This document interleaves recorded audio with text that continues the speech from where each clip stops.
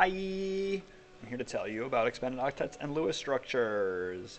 To this point, you know that elements like to have 8 valence electrons when they bond and they share to get them in a covalent compound, but I'm here to tell you that I've been lying to you, and some elements can have more than 8. And they can get that way if they use some extra orbitals.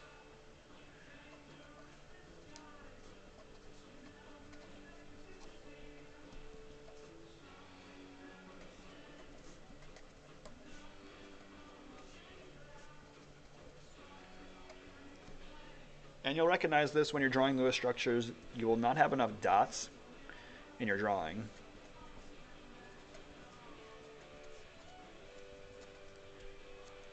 What that results in, that means that you're going to have elements that have more than 4 things attached to them.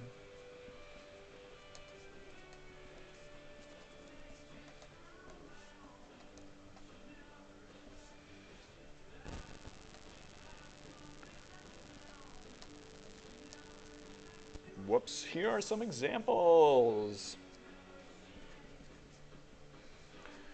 If the element is IF3, everything is essentially the same. So the first thing you're going to do is total up the valence electrons, 7 for iodine.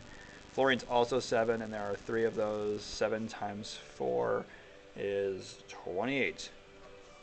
So when you draw your picture, it has to have 28 dots. Put iodine in the middle, add your 3 fluorines.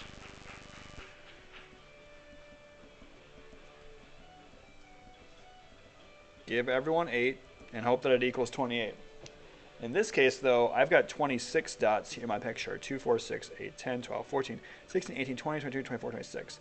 And so if that's the problem, and I need to have more, I need to have 28, then what I do is I simply add the 2 remaining dots on the central atom.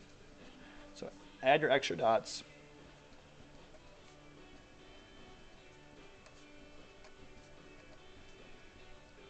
And this is called an expanded octet. Now this iodine has 2, 4, 6, 8, 10 electrons instead of 8 as it usually would, and we call that an expanded octet. It can result in some unusual molecules, but it's not that uncommon for expanded octets to occur. Here's another example. This is called phosphorus pentabromide. And for number of dots, I've got to have 5 for phosphorus, bromine 7, 7 times 5 is 35, plus 5 is 40 dots total. So lots of dots, but you can see I've got these 5 things. Usually it will be 4 things here, 4 bromines, but in this case I'm going to make use of an expanded octet on the phosphorus. I'm going to add phosphorus and add my 5 things to it, which would be bromines. Then give everyone 8 valence electrons, except phosphorus already has 10 because of the expanded octet, and then see if it equals 40. In this case, it does equal 40. Each little spoke here is 8. 8 times 5 is 40. And then I know that I've got the right number of dots. So there's the correct structure for phosphorus pentabromide. And the other thing that we're learning today is about the shape in 3 dimensions. The shape in 3 dimensions is dictated by this sheet here that shows, basically translate your Lewis structure into a 3-dimensional thing. And this column here is the number of things attached on the central atom. Okay, so to use this chart, it's really simple. You simply look at what you have in the central atom and then count how many things you have attached to it. So if we look at this one right here, the central atom is iodine, and you count things as either sets of electrons or shared or bonds. So this iodine has 1, 2, 3, 4, 5 things attached. So I go down to the 5 things column. And then it has, of those 5 things, 2 of them are unshared pairs. So I go to 5 and 2. 5 things attached, 2 unshared pairs, 2 lone pairs right here. From there, 2 lone pairs, and that's called T-shaped. So the shape of that in real life is called T-shaped.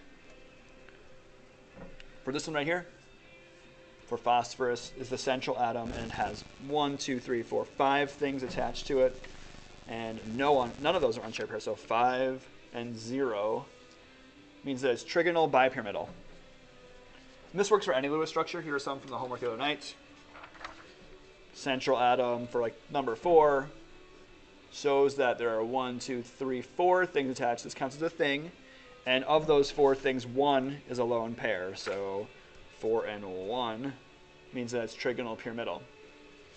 If there's a double bond, you just count it as a thing. So for example, number 7 here, this carbon has 1, 2, and then this is just counted as one thing. You don't count each individual bond. So 1, 2, 3 things attached, and none of them are unshared pairs on the carbon.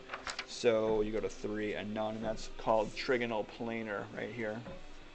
So you get the sheet on the test. This is a little bit tutorial how to use it. Pretty straightforward. You'll be doing that today and for the next couple days here in class. Okay, bye!